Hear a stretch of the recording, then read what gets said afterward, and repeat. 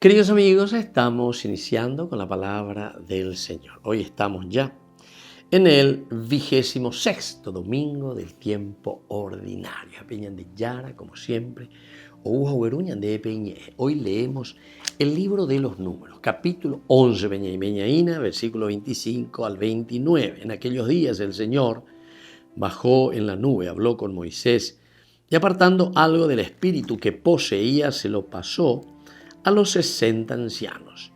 Al posarse sobre ellos el espíritu, se pusieron enseguida a profetizar. Habían quedado en el campamento dos del grupo llamado Eldad y Medad.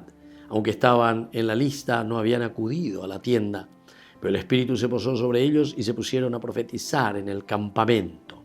Un muchacho corrió a contárselo a Moisés. Eldad y Medad están profetizando en el campamento. Josué, hijo de Nun, ayudante de Moisés, desde joven intervino. Moisés, Señor mío, prohíbeselo.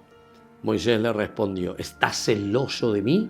Ojalá todo el pueblo del Señor fuera profeta y recibiera el Espíritu del Señor. Queridos amigos, primera vez en Josué, en realidad Josué nunca en este libro de los números, y justamente habla un poco, parece que está celoso de Moisés. Está celoso, le dice de mí. Y el Señor concluye diciendo, ojalá todo el pueblo del Señor fuera profeta y recibiera el Espíritu del Señor. Primera cosa. Ubeago y Seina Peñan de Yara, llevo y cuave, eñan de homo hazañan de ese espíritu del tendotá, el espíritu del que está al frente. De ese handeru lleva. Pea pepe me ea pepe huerecoa upea veñan de yar oñe prende aupea la oñe me aina la neme de la lluvia. Entonces tenemos que estar muy atentos, queridos amigos, porque quiere decir que nuestros hijos imitan verdaderamente porque reciben el espíritu, en este caso de Moisés.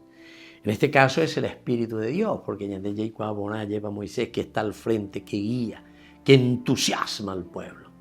Pero ave por otra parte, hoy ya cañan de que muchas veces, queridos hermanos, hay dificultades en este transmitir el evangelio, en este transmitir la buena noticia y transmitir las cosas lindas de nuestros antepasados.